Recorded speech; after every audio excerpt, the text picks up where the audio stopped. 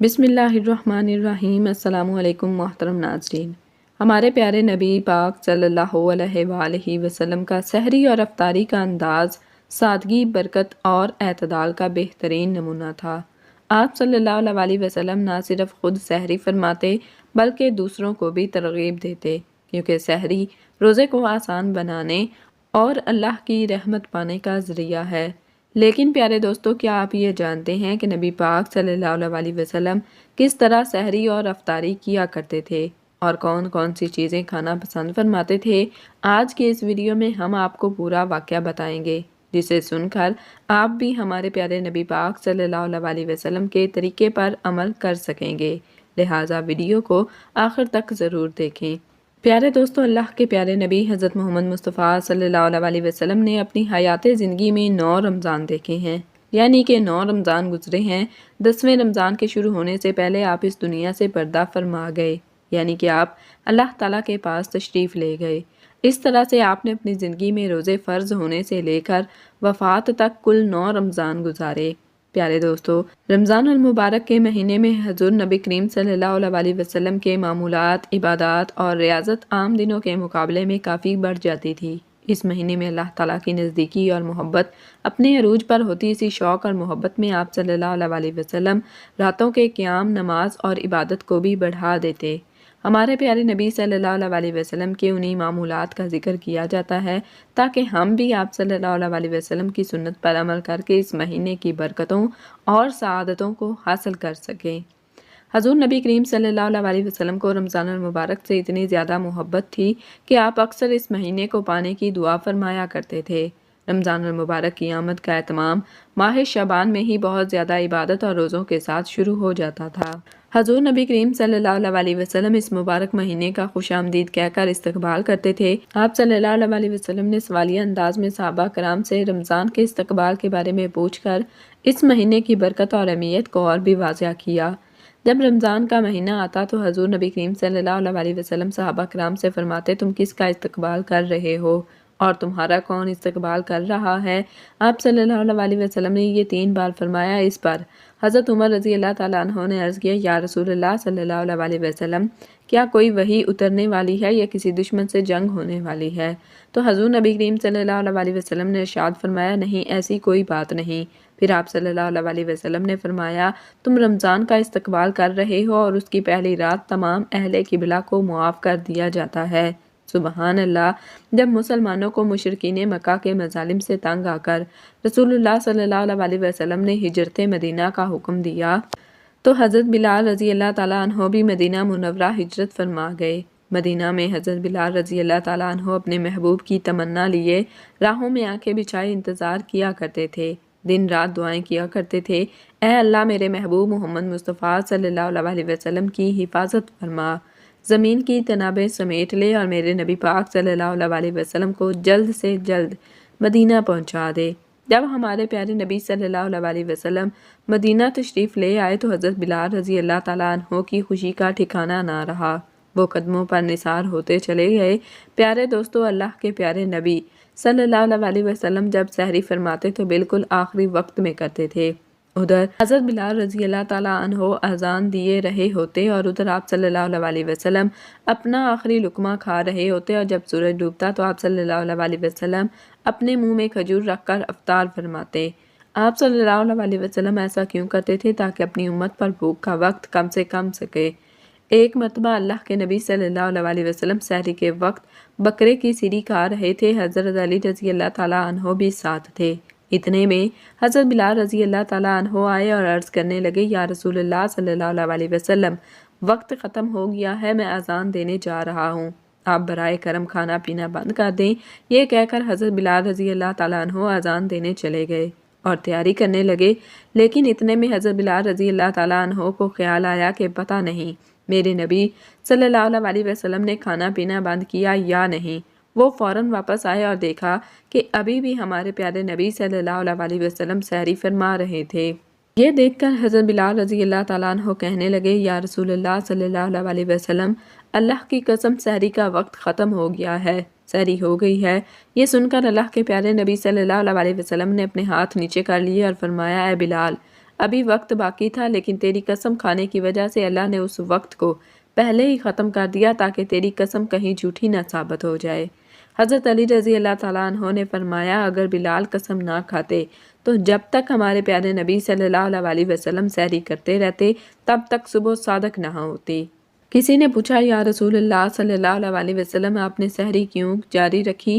تو آپ صلی اللہ علیہ وسلم نے ارشاد فرمایا کہ بلال اپنے اندازے کے مطابق سحری ختم ہونے کا اعلان کر رہے تھے، جبکہ میری نظر آفتاب سورج کے اس مرکز پر تھی جہاں ابھی بھی سحری کا وقت باقی تھا۔ لیکن جیسے ہی حضرت بلال رضی اللہ تعالیٰ عنہ نے قسم کھائی تو اللہ تعالیٰ نے ان کی قسم کو سچا کرنے کے لیے سورج کو حرکت دی اور وہاں پہنچا دیا جہاں سحری کا وقت ختم ہوتا ہے۔ سبحان اللہ۔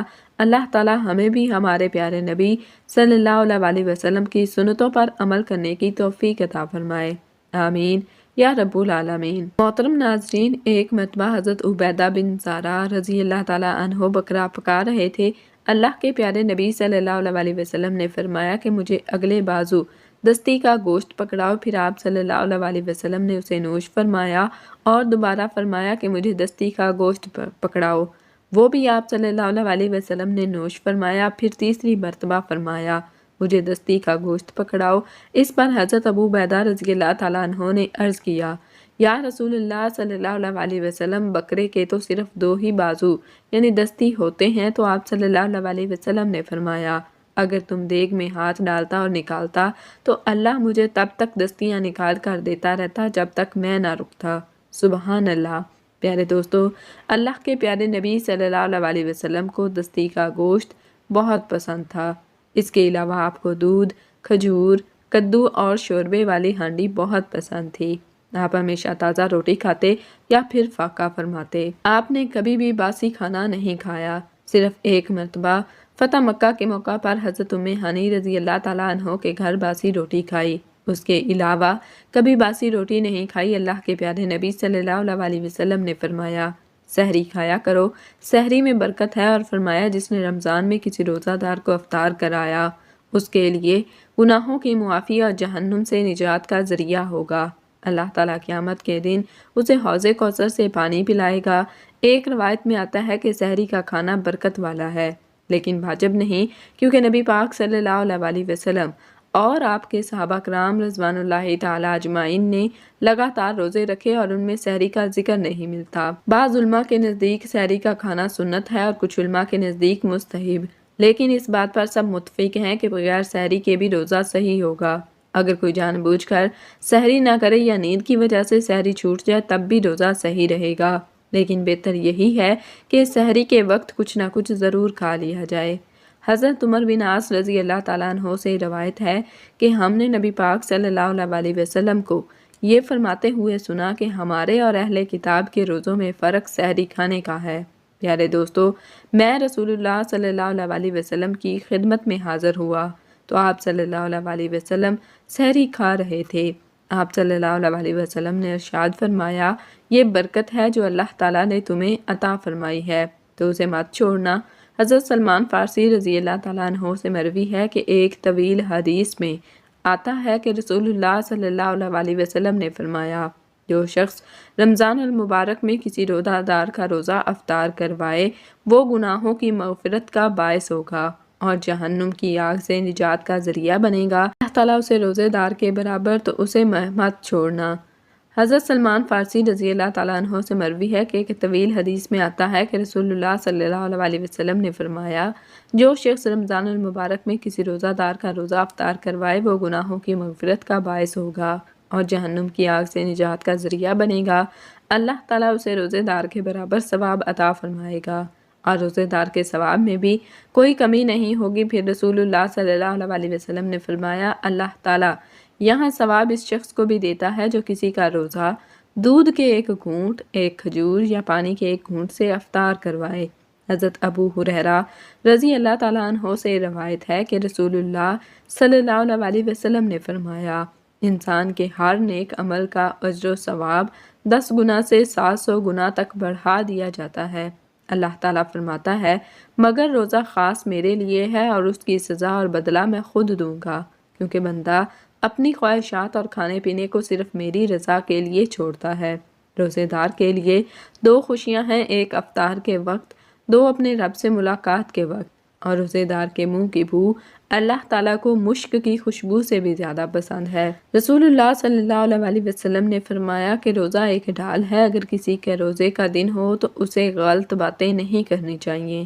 پیارے دوستو، حضرت انس رضی اللہ تعالیٰ عنہ فرماتے ہیں کہ اللہ کے پیارے نبی صلی اللہ علیہ وسلم مغرب کی نماز سے پہلے چند کھجوروں سے افطاری فرماتے تھے، یعنی کہ آپ تازہ کھجور سے روزہ کھولتے تھے۔ اگر تازہ کھجور نہ ملتی تو سوکھی کھجور چھوارے سے افطار فرماتے۔ اگر کبھی سوکھی کھجور بھی نہ ملتی تو آپ صلی اللہ علیہ وسلم کچھ چلو پانی پی کر افطار فرماتے۔ ایک اور حدیث پاک میں آتا ہے کہ اللہ کے پیارے نبی صلی اللہ علیہ وسلم ہمیشہ انہی چیزوں سے افطار فرماتے تھے جو آگ پر پکی ہوئی نہ ہوتی، یعنی کہ پھل اور فروٹ جیسی نیچرل چیزوں سے، کیونکہ آپ کو اس طرح کی چیزوں سے افطار کرنا زیادہ پسند تھا۔ اس لیے یاد رکھیے کہ کھجور سے افطار کرنا مستحب بہتر ہے۔ اگر تازہ کھجور نہ ملے تو سوکھی کھجور چھوارے سے بھی روزہ کھولنا بہتر ہے۔ اگر چھوارا بھی نہ ملے تو پانی سے افطار کرنا بھی سنت ہے۔ اس کے علاوہ جوس یا دودھ سے بھی روزہ کھولنا بہتر ہے۔ اللہ کے پیارے نبی صلی اللہ علیہ وسلم افطار میں آگ پر پکی ہوئی چیزیں نہیں کھاتے تھے۔ اس کا مطلب یہ نہیں کہ آپ نے اس سے منع کیا ہو، بلکہ آپ نے ارشاد فرمایا افطار میں آگ پر پکی ہوئی چیزیں کھانے سے پیٹ کو اور معدے کو نقصان پہنچتا ہے۔ اس لیے آپ صلی اللہ علیہ وسلم خود کو اس پریشانی سے بچانے کے لیے ایسا کیا کرتے تھے۔ مگر آج کل جو دیکھنے میں آتا ہے وہ یہ ہے کہ زیادہ تر لوگ افطار میں سموسے اور پکوڑے ہی کھانا پسند کرتے ہیں، مگر یاد رکھیے اللہ کے پیارے نبی صلی اللہ علیہ وسلم ایسا کبھی نہیں کرتے تھے۔ محترم ناظرین، ہم آپ کو 10 ایسی چیزوں کے بارے میں بتاتے ہیں جو اللہ کے پیارے نبی صلی اللہ علیہ وسلم کو بے حد پسند تھیں اور جنہیں آپ شوق سے تناول فرماتے تھے۔ یاد رکھیے اللہ کے پیارے نبی صلی اللہ علیہ وسلم کا کھانا اور پینا بہت زیادہ تھا۔ شہد، زیتون کا تیل، کدو، ان چیزوں کو آپ بڑے شوق سے کھاتے تھے۔ آپ اپنے منہ اور دانتوں کی صفائی کا بھی بہت زیادہ خیال رکھتے تھے، اس لیے آپ کبھی بھی کچا پیاز اور لہسن نہیں کھاتے تھے کیونکہ آپ کو ان کی بدبو پسند نہیں تھی۔ یاد رکھیے اگر اللہ کے رسول صلی اللہ علیہ وسلم کو کوئی چیز کھانا پسند نہ آتا تو آپ بس اسے چھوڑ دیتے تھے، مگر اسے برا نہیں کہتے تھے۔ حدیث پاک میں آتا ہے کہ اللہ کے پیارے نبی صلی اللہ علیہ وسلم جس بھی حلال کھانے کو دیکھتے اسے تناول فرماتے۔ پیارے دوستو، آئیے اب جانتے ہیں کہ وہ 10 چیزیں جو اللہ کے نبی صلی اللہ علیہ وسلم کو بہت پسند تھیں۔ نمبر 1، کھجور۔ اللہ کے پیارے نبی صلی اللہ علیہ وسلم کو سب سے زیادہ کھجور پسند تھی۔ آپ چند کھجوروں سے افطار فرماتے تھے، تازہ کھجور سے روزہ کھولتے تھے۔ اگر تازہ کھجور نہ ملتی تو سوکھی کھجور چھوارے سے بھی افطار فرماتے۔ اگر سوکھی کھجور بھی نہ ملتی تو پانی سے افطار فرماتے تھے۔ کھجوروں میں بھی آپ کو سب سے زیادہ عجوا کھجور پسند تھی۔ پیارے دوستو، اللہ کے پیارے نبی صلی اللہ علیہ وسلم نے فرمایا جس گھر میں کھجور ہوتی ہے اس گھر میں کبھی بھی فاقہ نہیں ہوتا۔ نمبر 2، انگور۔ پیارے دوستو، اللہ کے پیارے نبی صلی اللہ علیہ وسلم کو انگور کھانا بھی بہت پسند تھا۔ آپ انگور بڑے ہی شوق سے کھاتے تھے کیونکہ یہ انسانی صحت کے لیے بھی بہت فائدہ مند پھل ہے۔ نمبر 3، انار۔ پیارے دوستو، اللہ کے پیارے نبی صلی اللہ علیہ وسلم کو انار کھانا بھی بہت زیادہ پسند تھا۔ آپ انار کو بھی بڑے شوق سے کھاتے تھے۔ آپ صلی اللہ علیہ وسلم نے فرمایا انار جنت کے پھلوں میں سے ایک پھل ہے۔ نمبر 4، انجیر۔ محترم ناظرین، اللہ کے پیارے نبی صلی اللہ علیہ وسلم کی پسندیدہ پھلوں میں سے ایک پھل انجیر بھی ہے۔ آپ نے فرمایا انجیر بھی جنت کے پھلوں میں سے ایک پھل ہے کیونکہ جنت میں جتنے بھی پھل ہوں گے وہ انجیر کی طرح ہوں گے۔ ان میں انجیر کی طرح نہ کوئی چھلکا ہوگا اور نہ ہی کوئی گٹھلی۔ آپ نے یہ بھی فرمایا کہ انجیر کا پھل کئی طرح کی بیماریوں کو بھی روکتا ہے۔ نمبر 5، تربوز۔ پیارے دوستو، اللہ کے پیارے نبی صلی اللہ علیہ وسلم کو افطاری میں تربوز بھی بہت زیادہ پسند تھا۔ آپ اکثر تربوز کو کھجور کے ساتھ ملا کر کھاتے تھے۔ حضرت عائشہ رضی اللہ تعالیٰ عنہ سے روایت ہے کہ رسول اللہ صلی اللہ علیہ وسلم اکثر تربوز کو کھجوروں کے ساتھ ملا کر کھاتے تھے۔ نمبر 6، دودھ۔ محترم ناظرین، دودھ بھی ہمارے پیارے نبی صلی اللہ علیہ وسلم کی پسندیدہ چیزوں میں سے ایک چیز تھی۔ آپ کو دودھ بہت زیادہ پسند تھا۔ آپ اکثر گائے اور بکری کا دودھ استعمال کرتے تھے، کبھی دودھ کو اکیلا اور کبھی پانی میں ملا کر پینا پسند کرتے تھے۔ نمبر 7، شہد۔ محترم ناظرین، اللہ کے پیارے نبی صلی اللہ علیہ وسلم کو شہد بھی بہت زیادہ پسند تھا۔ آپ اکثر شہد کا استعمال کرتے تھے۔ شہد کا ذکر قرآن پاک میں بھی کئی بار آیا ہے۔ نمبر 8، گوشت۔ اللہ کے پیارے نبی صلی اللہ علیہ وسلم کو گوشت کھانا بھی بہت پسند تھا۔ آپ نے فرمایا، دنیا اور جنت دونوں جگہ سبھی کھانے کا سردار گوشت ہوگا۔ آپ کو شوربے والا گوشت زیادہ پسند تھا۔ حدیث پاک میں آتا ہے کہ اللہ کے پیارے نبی صلی اللہ علیہ وسلم شوربے والے اور بھنے ہوئے گوشت کو زیادہ شوق سے تشریف فرماتے تھے۔ نمبر 9، اللہ کے پیارے نبی صلی اللہ علیہ وسلم کو جو کی روٹی بھی بہت زیادہ پسند تھی۔ آپ اکثر جو کی روٹی کھانا پسند کرتے تھے۔ بنا چھنے ہوئے آٹے کی موٹی روٹی تشریف فرماتے تھے۔ نمبر 10، چاول۔ محترم ناظرین، نبی پاک صلی اللہ علیہ وسلم کو چاول کھانا بھی بہت زیادہ پسند تھا۔